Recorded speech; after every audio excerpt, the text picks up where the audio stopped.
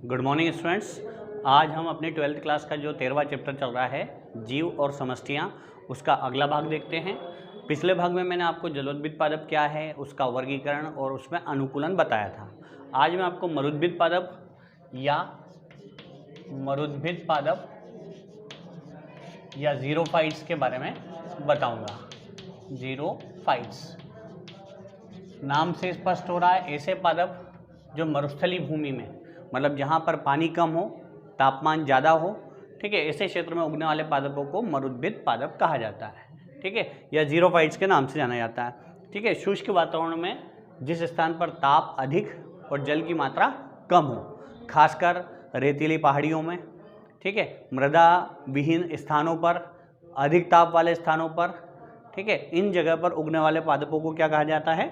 मरुद्भिद पादप। मरुस्थलीय क्षेत्र में भी मरुद्भिद पादप उगते हैं। तो इस मरुद्भिद पादप के संबंध में बेरन नामक वैज्ञानिक ने एक डेफिनेशन दी थी।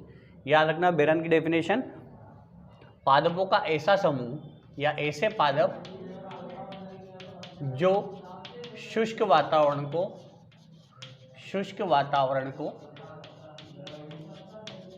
सहन करने की क्षमता रखते हैं,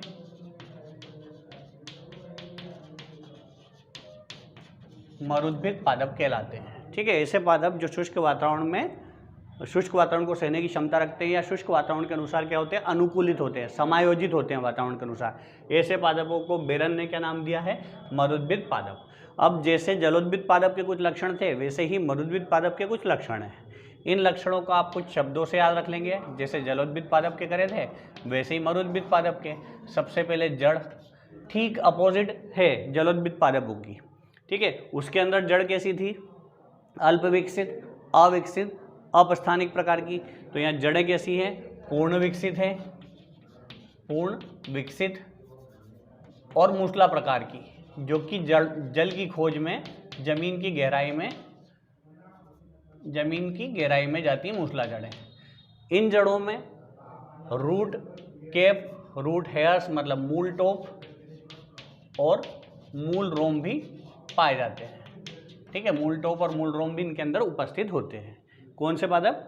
मरुद्भिद पादप। पहला लक्षण हुआ इनकी जड़। जड़ के बारे में आपने एक साथ दो लक्षण इसमें बता दिए मैंने आपको। जड़ पूर्ण विकसित और मूसला प्रकार की होती है, पहला लक्षण। दूसरा लक्षण, जड़ में मूल टोप और मूल रोम पाए जाते हैं। फिर जड़ के बाद तना। अगली बात करते हैं किसकी? तने की।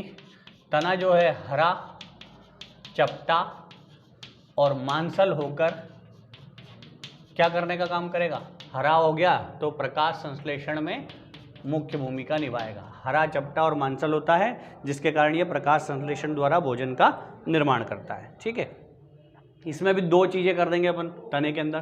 तना हरा, चपटा और मांसल होता है, और अगला हो जाएगा हरा होने के कारण ये प्रकाश संश्लेषण द्वारा भोज्य पदार्थ का संचय या संश्लेषण करता है। फिर पत्ती के बारे में बताएंगे। पत्ती इसकी जो है कांटे में रूपांतरित हो जाती है। कांटे में रूपांतरित हो जाती है, ताकि क्या हो? कम वाष्पोत्सर्जन की क्रिया कम हो। वाष्पोत्सर्जन को कम करने के लिए काय में रूपांतरित हो जाती है, कांटे में रूपांतरित हो जाती है। पत्ती का एक लक्षण। एक और लक्षण, पत्ती पर कुछ विशेष प्रकार के स्टोमेटा पाए जाते हैं। ऑब्जेक्टिव में याद रख लेना, इन स्टोमेटा को क्या बोलते हैं? सनकिन स्टोमेटा। और ये स्टोमेटा पत्ती के अंदर धसे हुए होते हैं। पत्ती के अंदर धसे हुए होते हैं, इस कारण ये वाले स्टोमेटा जो है वाष्पोत्सर्जन की क्रिया को कम करने में सहायक होते हैं। तो ये हुआ है हमारा क्या? मरुद्भिद पादप क्या है उसके लक्षण। तो ऐसे पादप जो शुष्क वातावरण को सहने की क्षमता रखते हैं या शुष्क वातावरण में रहने के लिए अनुकूलित होते हैं, मरुद्भिद पादप या ज़ीरोफाइट्स कहलाते हैं, ठीक है। ये मृदा विहीन भूमि, बालुई मृदा, चट्टानों पर और अति उच्च तापमान पर आसानी से विकसित हो जाते हैं। इनके लक्षण बात करें, दो लक्षण जड़ के, दो लक्षण तने के और दो लक्षण पत्ती के। जड़ के क्या लक्षण है? जड़ें पूर्ण विकसित होती हैं, मूसला प्रकार की होती हैं, पहला लक्षण। दूसरा, जड़ों में मूल रोम और मूल टोप पाए जाते हैं। तने के दो लक्षण, तना हरा, चपटा और मांसल होता है, एक लक्षण। दूसरा लक्षण, हरा, चपटा, मांसल होने के कारण क्या करता है? प्रकाश संश्लेषण द्वारा भोज्य पदार्थ का निर्माण करता है। पत्ती के भी दो लक्षण, पत्तियां कांटे में रूपांतरित हो जाती हैं, और रूपांतरित क्यों होती है? वाष्पोत्सर्जन को कम करने के लिए। अगला लक्षण, इनमें विशेष प्रकार के स्टोमेटा पाए जाते हैं जिन्हें सनकिन स्टोमेटा कहा जाता है। ये स्टोमेटा जो है वाष्पोत्सर्जन की दर को कम करते हैं क्योंकि पत्ती के अंदर धसे हुए पाए जाते हैं। ये हुआ है मरुद्भिद पादपों के लक्षण। अब इनके वर्गीकरण देखते हैं अपन। वर्गीकरण मरुद्भिद पादप के। अब मरुद्भिद पादप जो है वो 3 प्रकार के होते हैं। सबसे पहले मरुद्भिद पादप का नाम है अल्पकालिक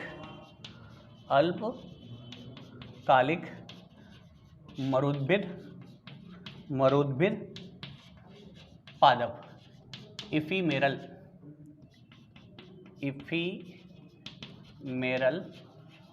जीरोफाइट्स। अब इफीमेरल अल्पकालिक नाम से स्पष्ट हो गया। ऐसे मरुद्भिद पादप जिनका जीवन काल कम होता है। कितना कम होता है? 1 वर्ष से भी कम। 1 वर्ष से कम, जिनका जीवन काल कितने से कम हो रहा है? 1 वर्ष से कम होता है। शुष्क वातावरण को सहने की क्षमता रखते हैं परंतु ये मृदा की शुष्कता को नहीं सह पाते हैं। क्या कहलाते हैं? अल्पकालिक मरुद्भिद पादप। इन 2 शब्दों के आधार पर बनाना। अल्पकालिक मतलब जीवन काल कम होता है। कितना कम होता है? 1 वर्ष से कम। मरुद्भिद इसलिए क्योंकि ये शुष्क वातावरण को सह लेते हैं, इसलिए मरुद्भिद। पर ये मृदा के, मिट्टी के अंदर की जो शुष्कता है उसको सहने की क्षमता नहीं रखते हैं। ठीक है, अल्पकालिक मरुद्भिद पादप कहलाते हैं। मैक्सिकाना और केसिया टोरा इसके उदाहरण हैं। मैक्सिकाना और केसिया टोरा, ये 2 इसके उदाहरण हैं।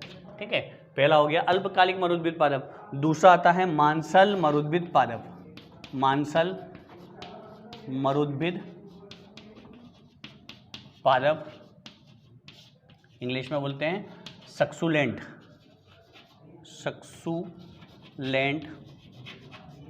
जीरोफाइट्स। सक्सुलेंट जीरोफाइट्स मांसल, नाम से स्पष्ट हो गया। ये कैसे होते हैं? फ्लैशी होते हैं, नरम मुलायम होते हैं। नरम मुलायम कैसे हो जाते हैं? जल का अवशोषण करते हैं। कब?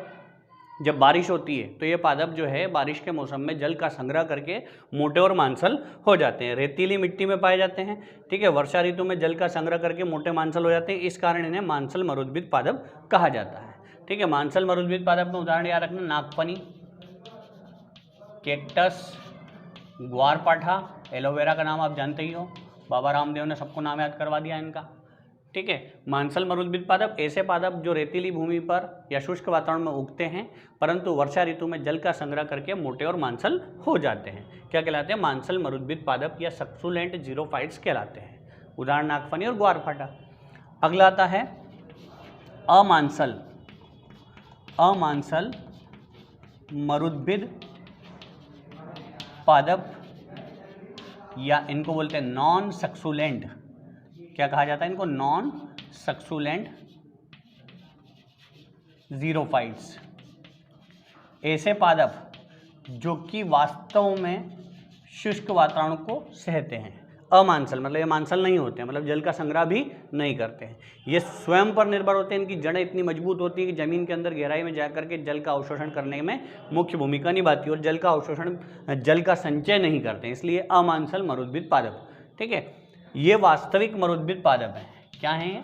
वास्तविक मरुद्भिद पादप। और इन्हें शुष्कता मतलब सूखापन, सहिष्णु सहन करने वाले पादप, मतलब सूखेपन को, अत्यधिक सूखेपन को सहन करने वाले पादप या शुष्कता सहिष्णु पादप भी कहा जाता है। वास्तविक मरुद्भिद यही है। ठीक है, यह अति उच्च ताप में भी या बहुत शुष्क वातावरण में भी आसानी से जीवित रह लेते हैं। इनकी जड़ें कहाँ जाती है? जमीन के अंदर गहराई में जाती हैं, जल की खोज में।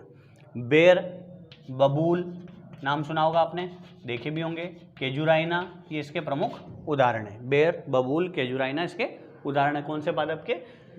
मरुद्भिद पादप या जीरोफाइट्स के। तो ये हो गया वर्गीकरण। अब वर्गीकरण के बाद आपको इसका बताता हूं मैं आपको अनुकूलन। किन में? मरुद्भिद पादपों में अनुकूलन। धीरे बोलो रे।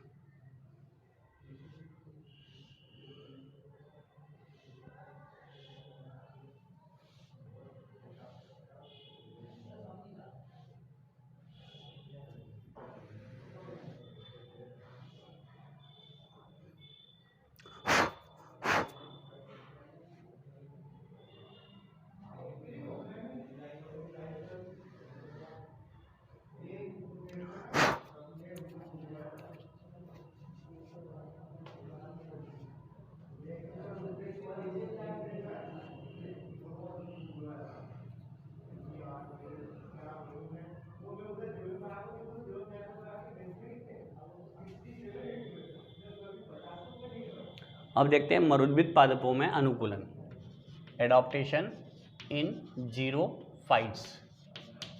ठीक है, जो मरुद्भिद पादप है उनके तीनों अंगों में, कौन कौन से अंगों में, जड़ में, तने में और पत्ती में, तीनों भाग में जो है एडॉप्टेशन या अनुकूलन पाए जाते हैं मरुद्भिद पादपों में। पहला जड़ के अंदर देखेंगे तो इसकी जड़ें जो हैं पूर्ण विकसित, ठीक जलोद्भिद पादप के ठीक उल्टा है। यहाँ पर पूर्ण विकसित और मूसला प्रकार की होती हैं, पहली बात याद रखना है। ठीक है, जड़ें पूर्ण विकसित और मूसला प्रकार की। दूसरा, मूल रोम और मूल टोप पाए जाते हैं, मूल रोम और मूल टोप इनके अंदर पाए जाते हैं जड़ों के अंदर। तीसरा, जड़ों में संवहनी ऊतक, मतलब आप जानते हैं जाइलम और फ्लोएम, संवहनी ऊतक पूर्णतः विकसित पाया जाता है। अगला, इनमें यांत्रिक ऊतक भी पूर्ण विकसित होता है। ये सब किसके अनुकूलन है, जड़ के अनुकूलन। यांत्रिक ऊतक भी पूर्ण विकसित होता है। अगला, जड़ें जो हैं इसकी, जड़ें जो हैं मजबूत होती हैं, मजबूत, शाखित, और इनकी प्राथमिक जड़ों से द्वितीयक तृतीयक जड़ें भी विकसित होती हैं। और आखिरी जो है, कुछ मरुद्भिद पादप जो है भोज्य पदार्थ का संग्रह करके मोटे मांसल हो जाते हैं।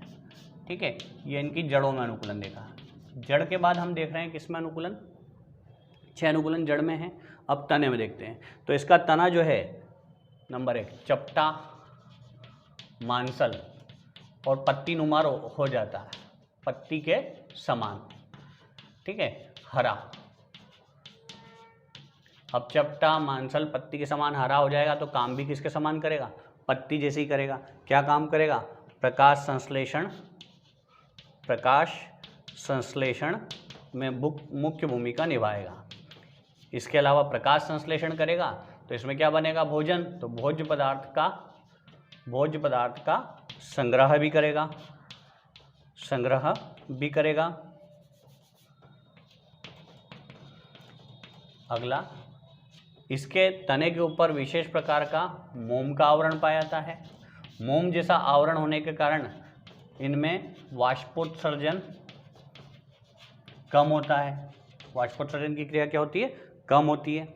इसके अलावा इनका तना कभी कभी कठोर, काष्ठी मतलब जिससे लकड़ियाँ प्राप्त हो सके, कठोर, काष्ठी और मजबूत भी हो जाता है।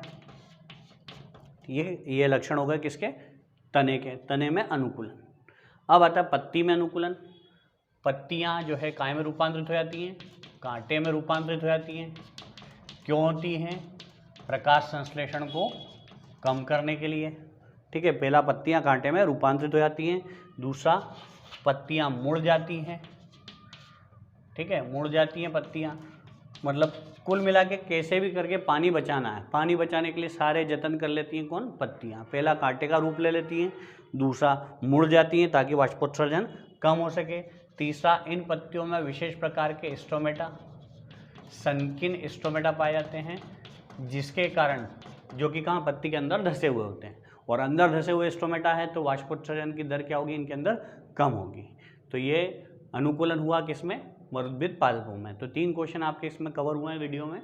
मरुद्भिद पादप क्या है, उसके लक्षण, पहला क्वेश्चन। दूसरा, मरुद्भिद पादप को प्रकारों सहित समझाइए। और तीसरा, मरुद्भिद पादपों में अनुकूलन को समझाइए। यहाँ पर अनुकूलन देख लिया शुष्क वातावरण में रहने के लिए। ठीक है, थैंक यू।